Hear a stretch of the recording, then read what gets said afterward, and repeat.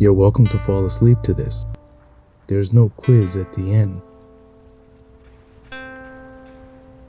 Before this night is over, you'll know why the only warm room in this entire monastery stands empty almost all day.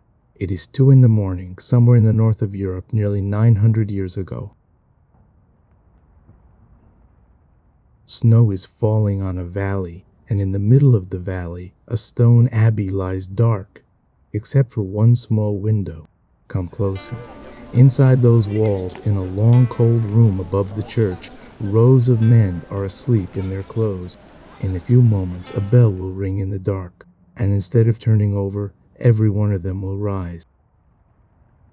See, they do this every night. They have done it every night for most of their lives, and tonight you'll understand why they wouldn't trade it. And one more thing, before we go in, keep an eye on that gate below, the big one, barred for the night. Because in this house there is a rule, old, strict, and gentler than any rule you know, that a knock on that gate, at any hour, in any weather, must always be answered. Tonight someone will knock. Let the bell begin. Somewhere below you, one monk is already awake, and it is his entire job to know what time it is. He is the sacrist, keeper of the church and its hours. There are no clocks here, not the kind with hands and faces. Those are still generations away. And yet this house runs on time more precisely than almost any place in the medieval world. Here is how. In the corner near the church there is a vessel of water that drips, drop by patient drop, from one chamber to another all night long. When the water reaches a mark, the hour has come. On cloudy nights, the sacrist trusts the drip. On clear ones, the stars wheeling past the tower. And some houses, it is said, kept marked candles that burned down the hours one ring at a time. The dormitory wakes the way snow melts, slowly and without complaint. The monks have been sleeping in their habits, as their rule tells them to, dressed, belted, ready, so that when the signal comes they can rise without delay. No one dresses in the dark, because no one ever undressed. They sleep like travelers who know the journey resumes at midnight. At the end of the dormitory there is a staircase you would never find in an ordinary house. It leads directly down into the church. The night stair. The monks built their bedroom above their chapel on purpose, so that the walk from sleep to prayer would be a few dozen steps and no more. One by one, in silence, the dark figures descend into the greater dark below. Understand how cold this is. The church is stone, the night is midwinter, and there is no fire here. There is never a fire here. The monks file into the choir stalls, breath showing in the candlelight, hands drawn into their sleeves. And this, remember, is the moment they chose. Out of all the hours God made, they picked this one. You're about to hear why. The longest prayer of the entire day is about to be sung, in the middle of the night to no audience at all, on purpose. A single low voice opens, and the 2 rows of monks answer each other across the darkness, one side singing a verse, the other answering, back and forth, like slow waves against 2 shores. This is Matins, the night office, and the empty church, it turns out, is precisely the point. Why 2 in the morning? Here is the answer you came in with.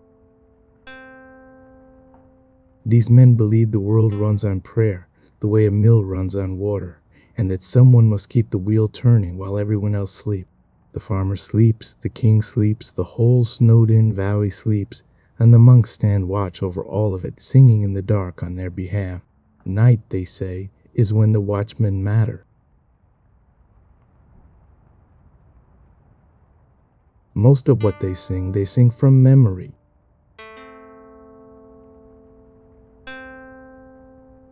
The Psalms, 150 of them, are worked through week after week, year after year, until an old monk could sing the night office asleep, and perhaps some half do. The books on the lecterns are there for the few and for the feast days. Everyone else carries the entire night inside them, learned by heart in the truest sense. And yes, they fall asleep. Of course they fall asleep. They are human beings standing in a cold church in the middle of the night, so the rule plans for it.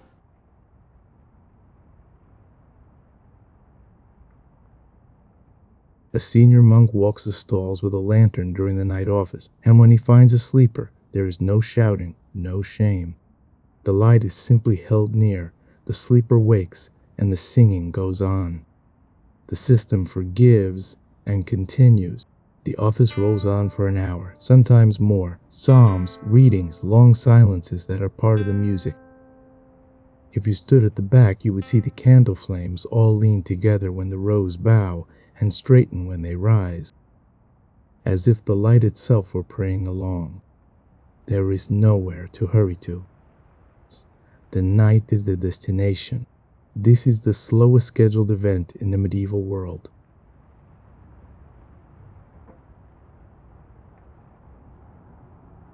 And now something happens that would puzzle a modern visitor completely. The office ends and everyone goes back to bed. Up the night stairs, back to the long room, back under the woolen blankets, still dressed. This was never meant to be a full night's work. It is an island of prayer in the middle of the sea of sleep. And the second half of the sea is still to come. Some scholars who study old letters and court records believe most of medieval Europe slept this way. A first sleep after dark, a wakeful hour in the middle of the night, then a second sleep until dawn. People wrote of it casually, they say, the way we might mention lunch. If that's true, then the monks didn't invent this rhythm. They just built a schedule on top of the one the night already had. Outside, the abbey looks abandoned again. But it never quite is. Down at the gatehouse, the porter, an old monk chosen, the rule says, for wisdom and a kind word, keeps his small light near the gate, dozing lightly, one ear on the road. Remember him. The snow keeps falling on the valley, and inside the walls, some 200 lungs breathe slowly toward morning. The bell again, but the world has changed color. A gray winter dawn is leaking through the window slits, which means the second sleep is over, and this waking is the real one. The monks rise for lauds, the praise song of first light, and this time they will not lie down again until the coming night. The day ahead is already fully planned. Every day here is fully planned. That is the mercy of the place. Before anything else, water.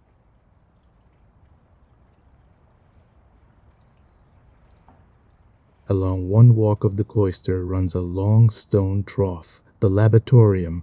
Fed by a channel, the builders ran from a spring on the hill. The monks washed their hands and faces in water that stood all night in midwinter stone. There is no easing into it. Perhaps that is why the psalms right afterward are sung so very much awake. Then, one of the most important rooms you will ever hear so little about, the chapter house.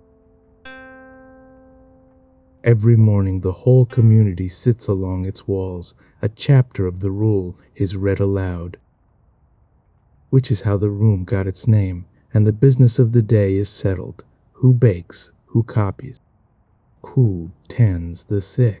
Faults are admitted, small matters forgiven, tasks handed out. It is a parliament, a court, and a family breakfast table with no breakfast, and no breakfast.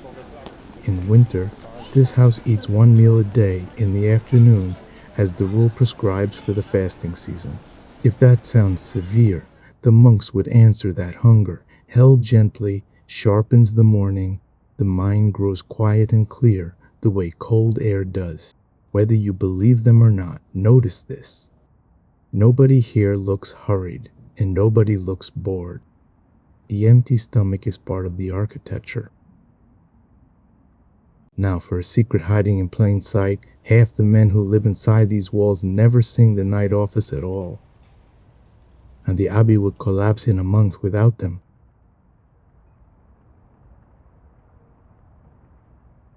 They are the lay brothers, the conversi, men who took vows but not the choir, who wear beards where the monks are shaven, who pray short and work long. While the choir monks were singing at 2 a.m, these men were asleep, and honestly so, because their day belongs to the barns. Step into the granary and you can smell last summer. Barley, rye, and oats stand in timber bins, raised on mushroom-shaped stone pillars, saddle stones, whose overhanging caps no climbing mouse can solve.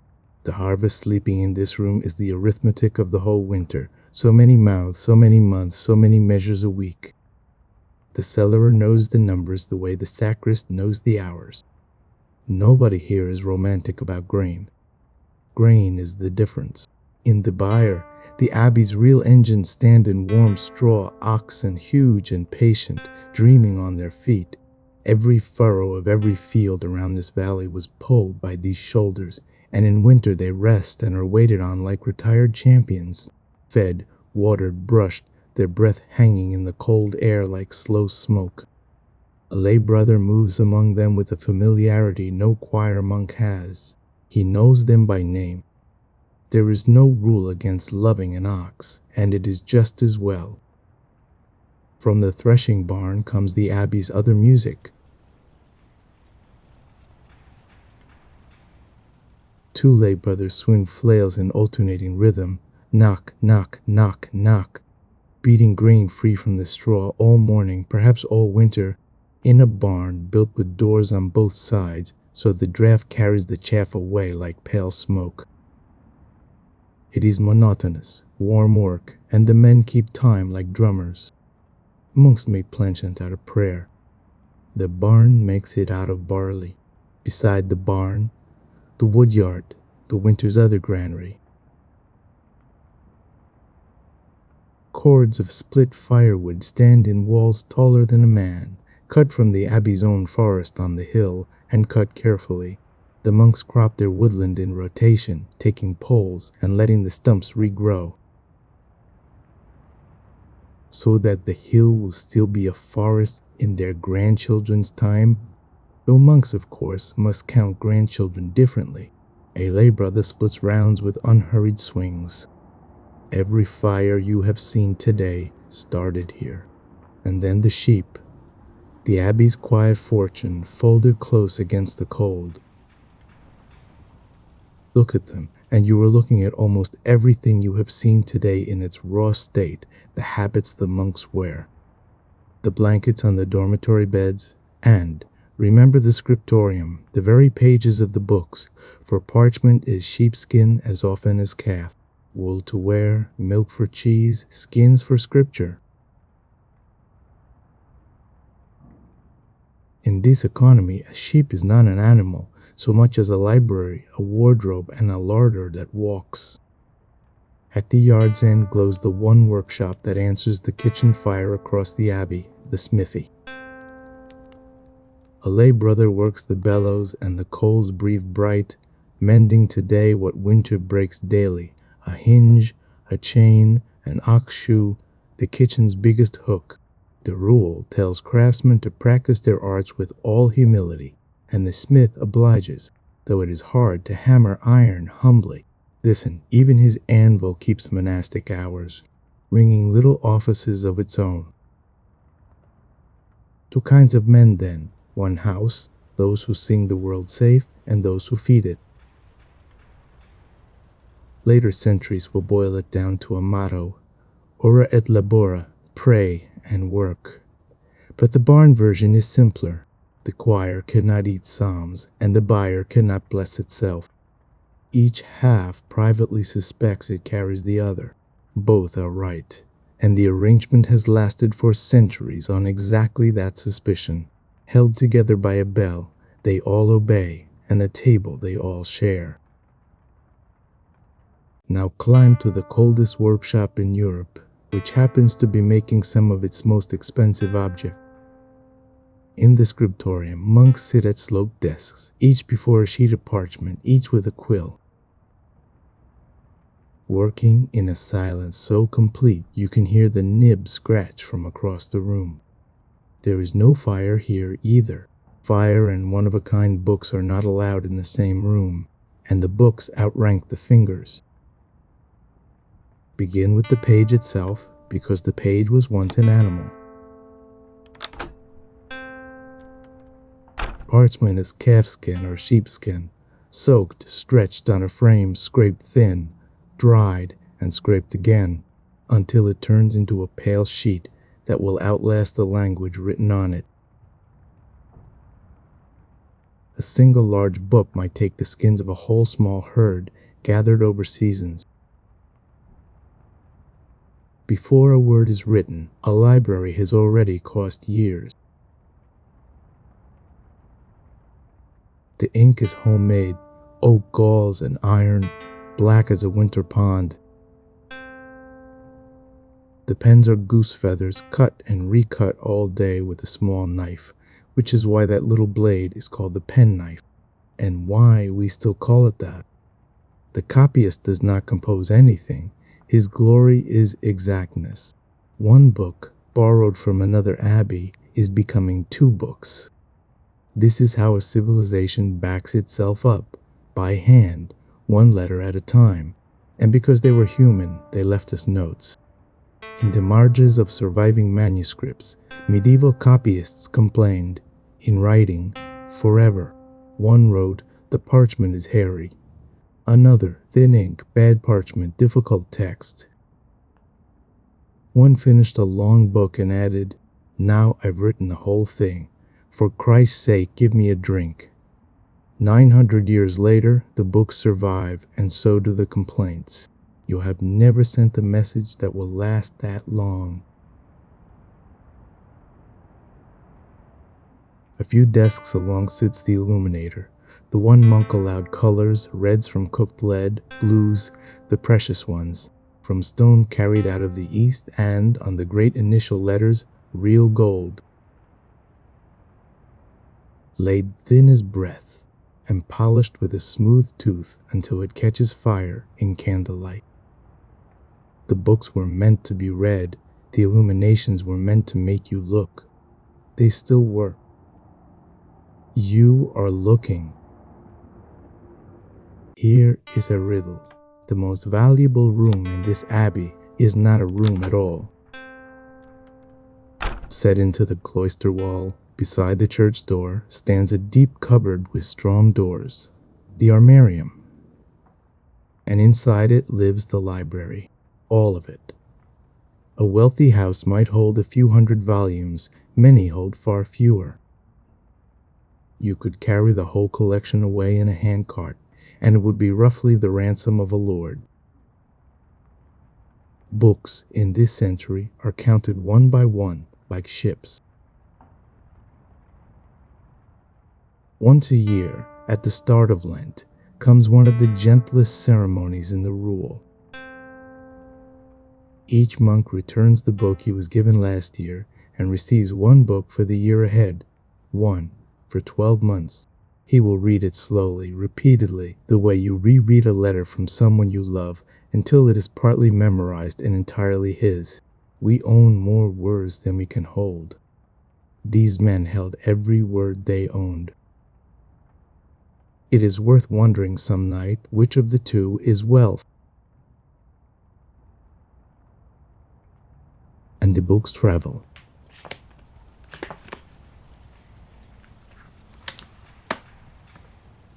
Abbeys lent to abbeys, a psalter going north, a herbal coming south, carried in oilcloth in a rider's satchel through weather like today's, with letters begging the borrower to be careful, and the borrower's house copying furiously before the loan is recalled. That is the whole system. No press, no shop, no catalog but memory. Just a slow web of cupboards across Europe, trading light. A book you saw copied this morning may outlive the abbey by 500 years precisely because it left home. Open a cover, though, and you may find the lending system's teeth. Scribes sometimes finished a precious volume with a curse on whoever might steal it, and they did not hold back. May he be struck with palsy, one mourned. May bookworms gnaw his entrails, says another. May he fry in a pan. Strong words from gentle men, until you remember each volume was years of a brother's eyesight. The curses were the burglar alarm of the 12th century, free to install and, as far as the scribes were concerned, eternally armed. What lives in the cupboard? Psalters and Gospels, of course, the Church Fathers, shelf on shelf of Augustine. But look further in. Virgil is here, Cicero is here. Pagan Romans, dead 1,000 years, carefully recopied by men, vowed to a different heaven, because the Latin was too beautiful and the wisdom too useful to let die. A large share of everything Rome ever wrote survived the long, dark inside cupboards, exactly like this one, hand over hand over hand. The monks were not only keeping their own faith, they were keeping everyone's homework. The precentor closes the doors, turns his key, and the library goes back to being a piece of furniture. No marble hall, no reading lamps, no hush sign. The hush here is structural. And perhaps that is the fact to fall asleep on. The entire literary inheritance of a civilization spent several centuries as a locked wardrobe in a cold corridor, guarded by men who each read one book a year and copied out the rest for people they would never meet, slowly. On sheepskin, in the dark half of the year, by candlelight.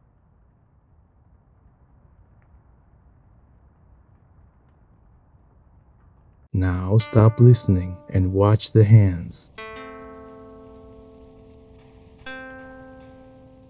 Two monks meet in the cloister walk, and without one word passing between them, a whole conversation happens, fingers pressed together and brought to the lips. A hand circling over a palm, a nod, bread, later, yes. This house has been talking all morning. With its hands. The silence you have been hearing was never empty. It was full of signs. The sign lists of the great abbeys survive, and they read like a poem about daily life. For bread, a circle drawn with thumbs and forefingers. For fish, a hand swimming through the air.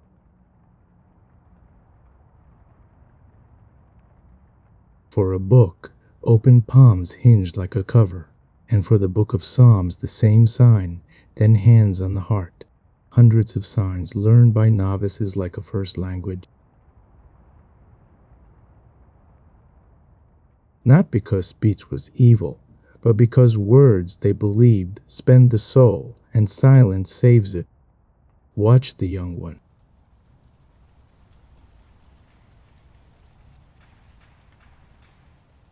A novice, a beginner, still learning the house, practices signs with an older monk on a cloister bench, getting fish slightly wrong, making bread too big. There is laughter in this sin, even if no sound. The rule is strict, but the life is not cruel. A boy who grows up here will know 150 psalms, 2 alphabets, and the language of hands, and he will never once have been shouted at to learn them. The cloister itself is the secret center of everything. 4 covered walks around a square of open sky. A courtyard the world can't see into, where the weather is allowed in but the noise is not. Monks walk at circuit between duties the way we pace while thinking. Whole lifetimes of thought have gone around and around this square. If prayer had a racetrack, it would look like this, short, quiet, and endless.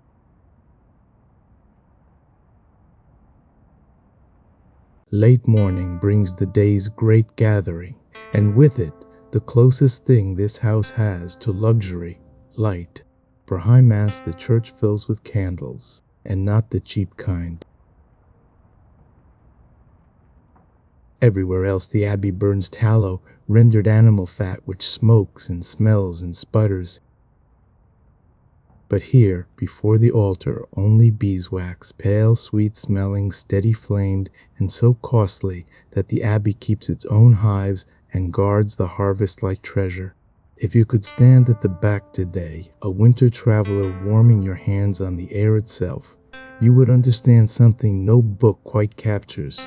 For most people who ever saw this, it was the most beautiful thing they would see in their lives. Color, gold, music, sweet smoke, a forest of flames in a world of brown fields and dark houses. People walk for days to stand here. The monks live inside it and know it and are careful never to say so out loud. Above it all, the bells.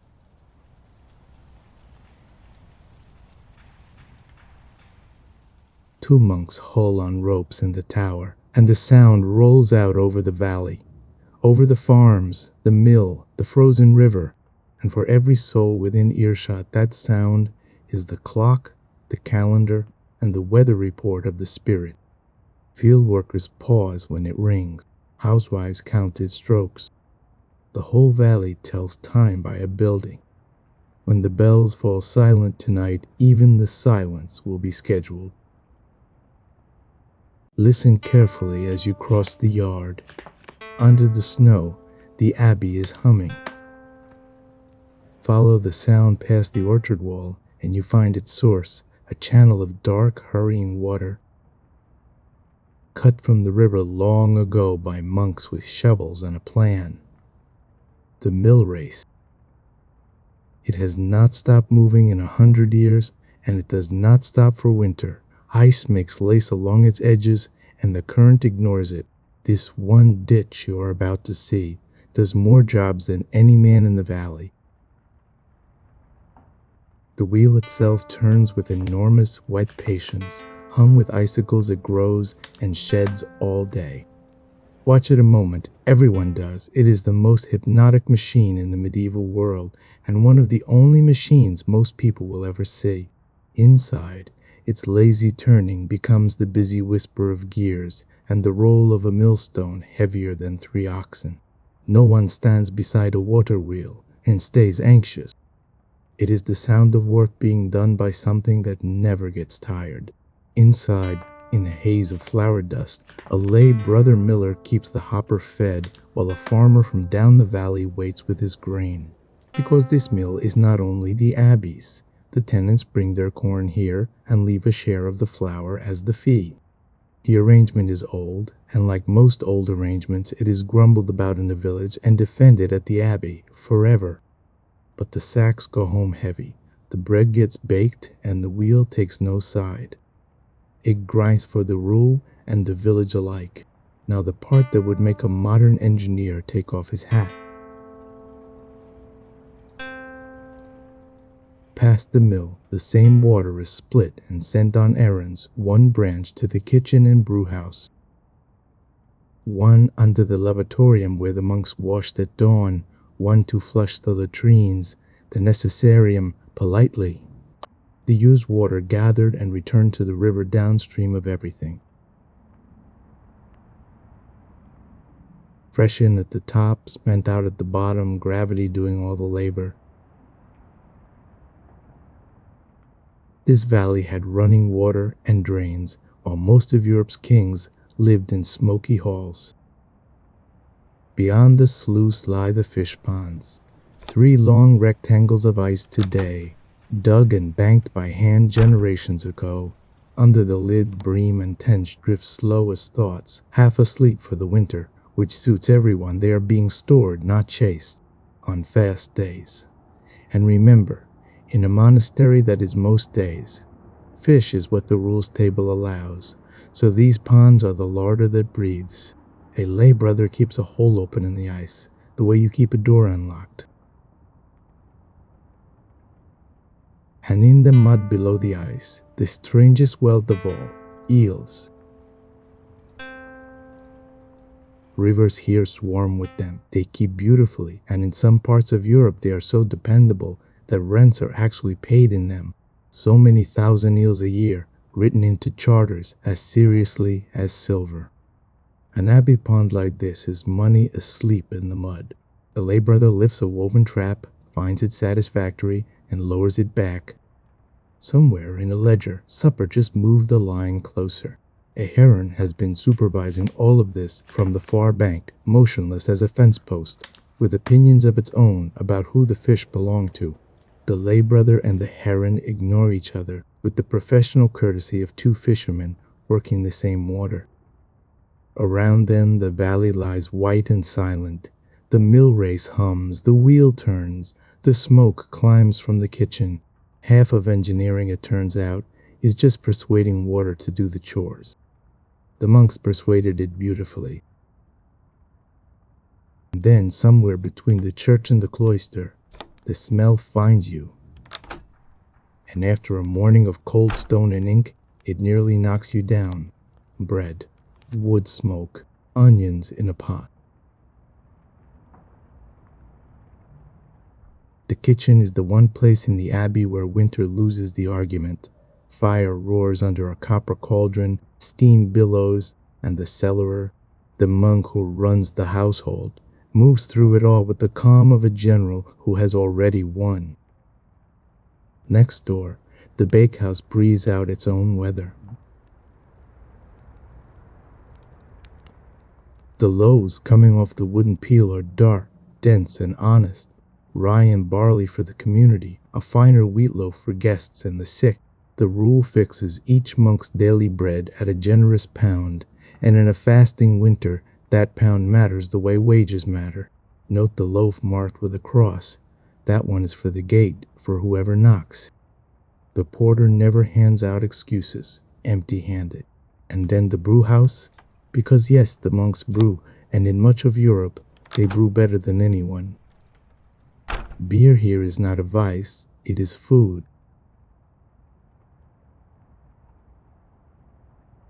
Barley, water, and heat, turned into something nourishing that keeps for weeks. Liquid bread, they call it, and in a fasting season that phrase does quiet, important work, since drink does not break the fast. Each monk receives his daily measure. Moderation is the rule. The rule itself sighs that in these times, persuading monks to drink no wine at all is simply not possible. Below it all runs the cellar, barrels, root bins, cheeses aging on planks, salted fish in casks for the fast days, honey from the abbey's own hives, and on a barley sack, employed and unbothered, a cat. The manuscripts mention monastery cats. One Irish monk even wrote a famous poem about his white pangur hunting mice all night while the monk hunted words. 9 centuries later, both are still on duty somewhere.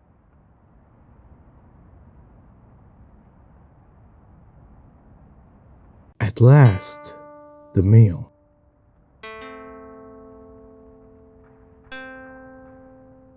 Mid-afternoon in winter, the entire community files into the refectory, a long hall with tables down both walls, and stands while a blessing is sung.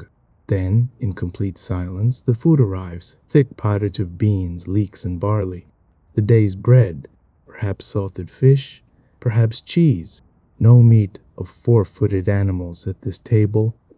The rule reserves that for the sick. It is plain, hot, and after a fasting morning, you may trust that nothing in a castle tastes better. But the strangest and loveliest thing about this dinner is the sound of it, because the only voice in the room belongs to a monk who is not eating. High in a pulpit set into the wall, the weekly reader reads aloud while everyone else eats scripture or the lives of saints or the sayings of the desert fathers. The monks feed twice at once, they would tell you, the body below, the mind from above. The reader gets his meal afterward, kept warm, with an extra cup for the throat. and the hands keep talking. Watch the table, 2 fingers tapped, pass the water. The bread circle. More bread, please. A palm raised, tilted. Enough, thank you. An entire dinner of some 200 people, negotiated fluently without one word, under a voice reading about saints in the desert. If you dined here a week, you would learn the signs without trying. By the second winter, you would dream in them. The meal you just watched has a second act, and it is already underway. Whatever the refectory did not finish, bread, pottage kept hot, the odd wedge of cheese, is being gathered into baskets by the almoner, the monk whose entire office is giving things away. Nothing here compost that could feed a person first. In a winter valley, the arithmetic of leftovers is not a small kindness. Between now and spring, for some of the people walking toward the gate right now, it is the arithmetic of staying alive. At the gate, they are waiting, as they wait most days, a widow with 2 children, an old laborer whose fields are asleep and whose hire is therefore nothing, a traveler stretching his last coins, and a man who is not asked what happened. The almoner knows most by name. Bread passes, pottage is ladled, a word goes with each portion. The rule is blunt about the reason. In guests, in the poor, Christ is received. So the poor at this gate are not interruptions to the work. They are the work, arriving punctually.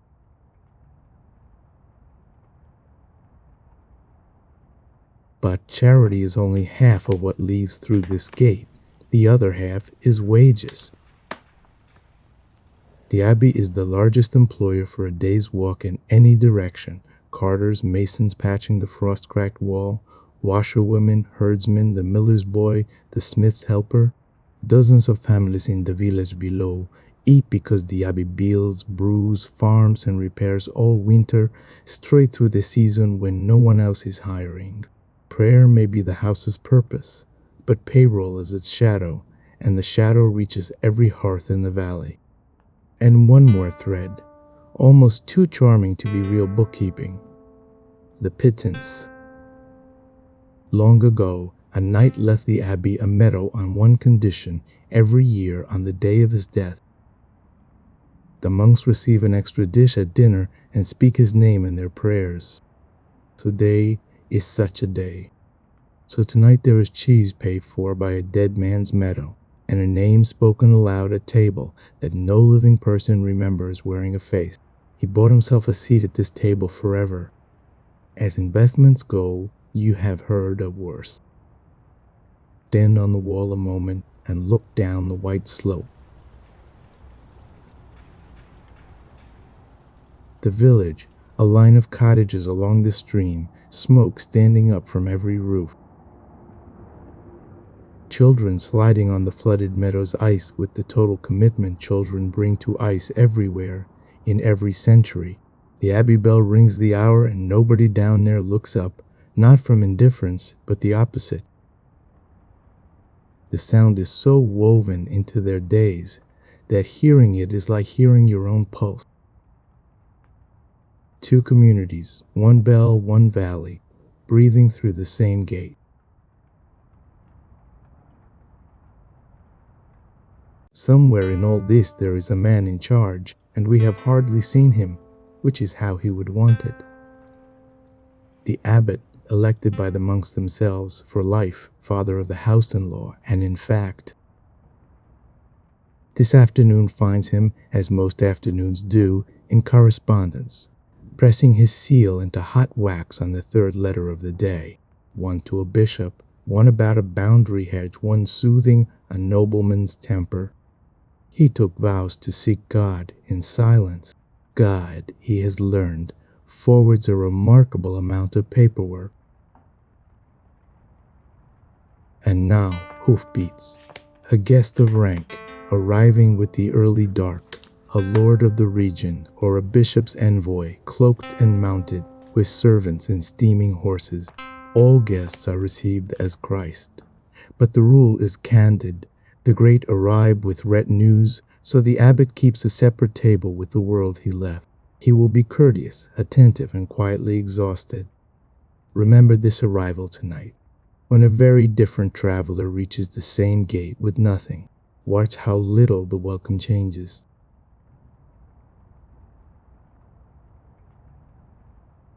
At the abbot's table, the talk is the valley's whole politics in one meal. A road the Lord once moved, a wood both sides claim, a marriage, a rumor of the king.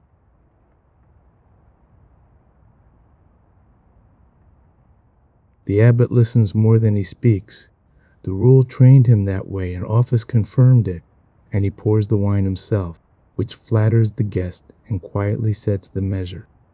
The abbey has no soldiers. Its safety is made of exactly this: memory, hospitality, and the fact that every powerful family for 3 generations has slept under this roof and been treated well. When the guest retires, the abbot does what he does at the end of most days, slips into the empty church alone, and kneels where he knelt as a novice 50 years ago.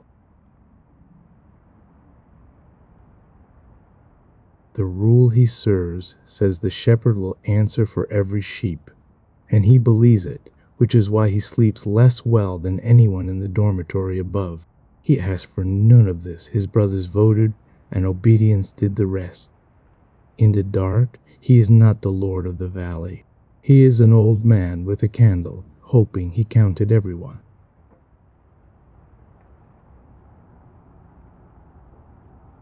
One more room refuses the cold, and it tells you more about this place than the church does.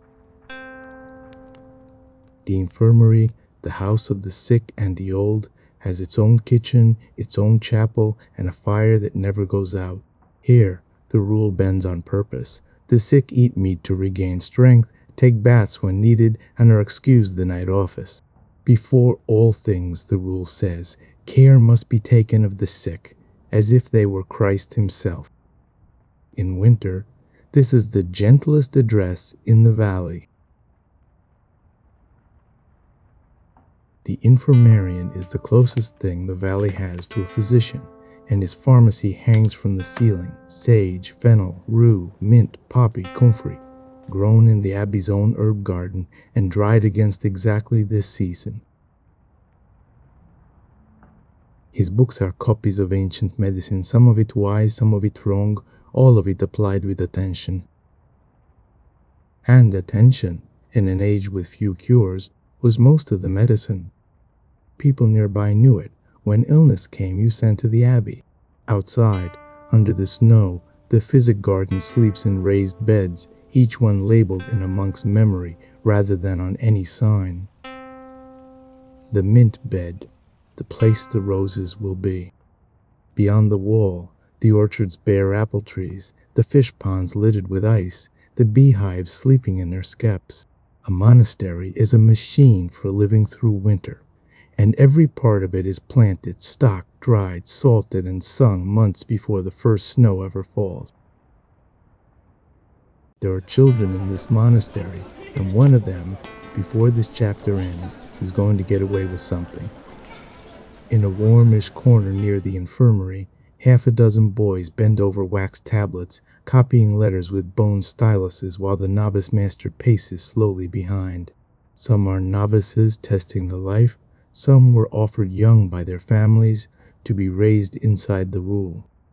Modern hearts pause at that fairly, but watch these particular boys a while, fed, taught, unbeaten, and about to be mildly criminal in the snow. Childhood finds its footing almost anywhere. The wax tablet is the kindest teaching tool ever invented, letters scratched into the surface judged, and then, this is the mercy, smoothed away with the stylus's flat end, gone completely, ready again. No spoiled page, no wasted parchment, no permanent record of the day, the R faced backward. Every mistake in this room is temporary by design. The boys will not touch actual parchment for years, skin is money, and beginners write on forgiveness. There are grown men in every century who could use a life arranged like that. Then the singing lesson, because these boys are the choir's future and everyone knows it. The master raises his hand and brings 6 unbroken voices up a scale and down again, then through tonight's antiphon, phrase by phrase, until it sits in the memory where arithmetic never quite does. A boy who grows up here will carry hundreds of melodies to his grave without owning a single written note. High voices in a stone room in winter, even the copyists down the passage lift their heads. It is the warmest sound the abbey makes, released between lessons into the cloister garth, and here it comes. The smallest boy, loitering by a buttress, has discovered what every child discovers within a week of this weather, that snowpacks. The rule of St. Benedict legislates sleep, speech, food, clothing, and the raising of the heart to God in 73 chapters, and says nothing whatsoever about snowballs. An omission, the boy has clearly decided, is a permission. The novice master, 40 feet away, has gone conspicuously deaf and blind, the way good teachers do at exactly the right moments. The throw is true. The target is a fellow student, the burst is spectacular, the retaliation is immediate, and the whole engagement is conducted. This is the marvelous part. In total silence, in sign language and suppressed weeping laughter, because even mid-snowball fight, these are monastery children. 30 seconds later, 2 innocent-looking boys are studying the architecture. The master turns around precisely then, remarks that the garth snow seems disturbed, perhaps by birds, and walks on. In 60 years, one of these boys will be the abbot. He will remember this.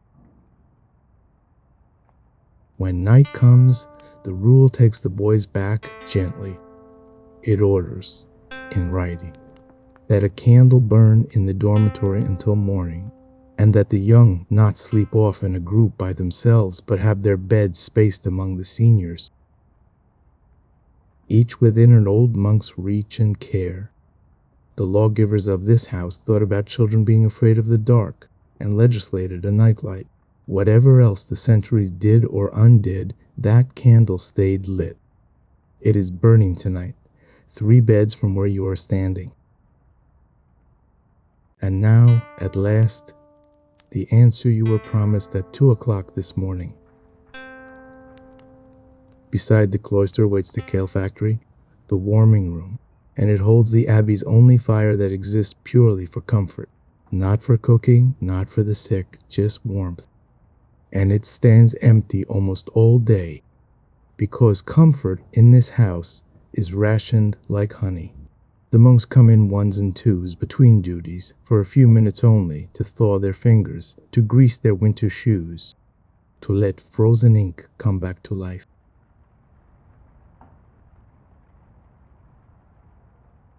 Why ration a fire they already own with a whole forest on the hill?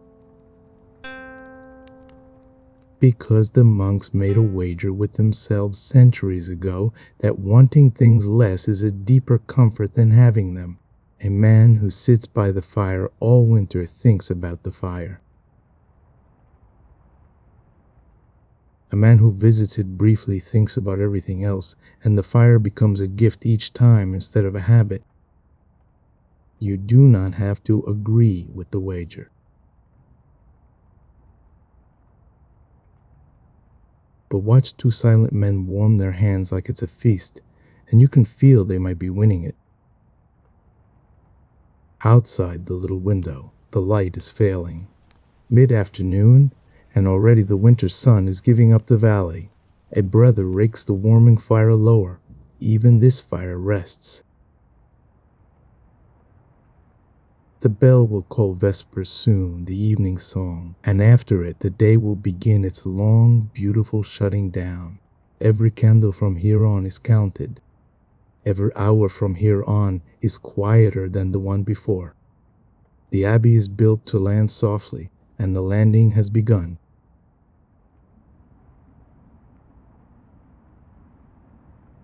Vespers is the day's evening, thanks, sung as the last gray light drains out of the high windows. And it comes with a small ceremony you could watch every night forever, the lighting of the lamps. One flame, carried from the sanctuary, is passed candle to candle down the choir, light-handed from neighbor to neighbor like news, until the stalls glow again, and the dark above them goes soft. The same hymn at this hour praises the evening light itself. They have been singing it for so many centuries that nobody is sure anymore who wrote it. After the office, a monk with a taper makes the rounds of the cloister, lighting the few lamps that will burn into the evening, and only the few. Light after dark is the abbey's most carefully counted expense. A winter's worth of candles and lamp oil costs more than a winter's worth of food. Where a lamp burns tonight, it burns for a reason, over a doorway, over the night stairs, at the gate. Darkness is not a failure of the medieval world. It is the default, and light is the exception, placed like punctuation. Then, a mercy peculiar to winter evenings, the community gathers in the chapter house for a warm drink and a short reading before the day's last office. The book, by long custom, is often the Conferences of the Desert Fathers, in Latin, the Collayanes, and because the drink and the reading arrive together every evening, the little meal itself took the book's name, a collation. 900 years from now, a light evening meal will still be called that, and almost nobody will remember they are quoting a monastery. Compline is the last office of the day, and it is short, dark, and almost whispered, the same few psalms every single night, so deeply known that the monks sing them the way you say your own name. Its verses are all about one thing: keep us safe through this night. Protect us while we sleep. The day of work is surrendered like a tool put back on its hook. Whatever was left undone will keep until morning, and everyone in the room believes that, which may be the most restful sentence in this entire episode. At the end, the abbot walks the line of bowed monks and blesses each one with a flick of holy water as they pass toward the night stairs. A whole community tucked in, one, by an old man with a sprig of hyssop. And as the last monk climbs, the great silence begins. From now until after tomorrow's morning prayers, no one in this house will speak at all, for any ordinary reason. Not a whisper in the dormitory. Not a word on the stairs. The abbey has said everything it has to say today. The dormitory receives them the way it did at 2 this morning. Dressed, belted, ready, and the beds fill in silence. This is the first sleep now. The early one. The bell will divide the night again in a few hours, as it always does, and no one here finds that strange anymore. Between the blankets and the snowlight in the window slits, 200 breathing slow toward the same rhythm. If you are still with us, you are welcome to join them. The house is ready for the night. It is always ready for the night. And then the knock. You were told it would come. Out of the snow and the dark, a traveler, cloak-crusted white, leading nothing, carrying almost nothing, days from anywhere in the worst month of the year. In most of the medieval world, a stranger at the door after dark is a fear. Here, the porter's little window slides open, and the old monk's face appears in the lamplight. And what he says, the rule wrote for him centuries ago, thanks be to God. A knock to this house is a gift arriving. Chapter 53 of the Rule of St. Benedict, all guests who arrive shall be received as Christ, not questioned first, not received if respectable, or if known, or if it isn't too much trouble. Received, fed, warmed, and given a bed, because the guest might be anyone, and therefore is treated as if he were the one who matters most. For centuries, across every road in Europe, this was the deal. Wherever there was a monastery, no traveler had to freeze. The abbey is many things you have seen today. At this hour, it is a lighthouse. In the guest house, the kitchen's cross-marked loaf finds its purpose, next to a bowl kept warm since supper. The guest master washes the traveler's hands and, following the rule to the letter, his feet, an old road courtesy performed here as ceremony. No one asks his business tonight, there will be time tomorrow. He eats slowly, in front of a fire he did not expect to see, in a silence he does not have to fill. Beyond the wall, the monks are asleep. Their hospitality works the night shift without them. One last figure is awake, and he belongs to the night itself. The Circator, the walker of circles, makes his slow round of the sleeping abbey with a horn lantern, cloister, church, dormitory stair, kitchen door. He is not a guard against thieves so much as a guardian of order, checking that every lamp that should be out is out. Every door that should be shut is shut. Every brother is where the night expects him. His footsteps are the abbey's pulse, taken once an hour. In the kitchen he performs the night's most important small task, raking ash over the great fire, burying it alive so a coal survives till morning, the covered fire, the fire curfew. In the towns they ring a bell for this each evening, and its old French name, couvre-feu, cover the fire, is already on its long journey toward becoming our word curfew. Every hearth in Europe goes to sleep the same way tonight, tucked under its own gray blanket, holding its breath until dawn. His round ends where the day began, at the foot of the dormitory, lantern held low so as to wake no one. Rows of sleeping brothers, the guest asleep beyond the wall, the cat on duty in the cellar, the coal alive under the ash, the water clock counting drops toward the next bell. The Circator checks it all against the great unwritten list in his head, finds the night in order, and sits down to wait. In an hour or two, the bell. And all of this, every bit of this, begins again. Outside, the abbey is a dark shape in a white valley again, and the snow goes on falling, unhurried, over the roofs and the cloister and the covered fire. Somewhere inside, water is dripping toward the next bell, and a porter is dozing beside a gate that will always be answered.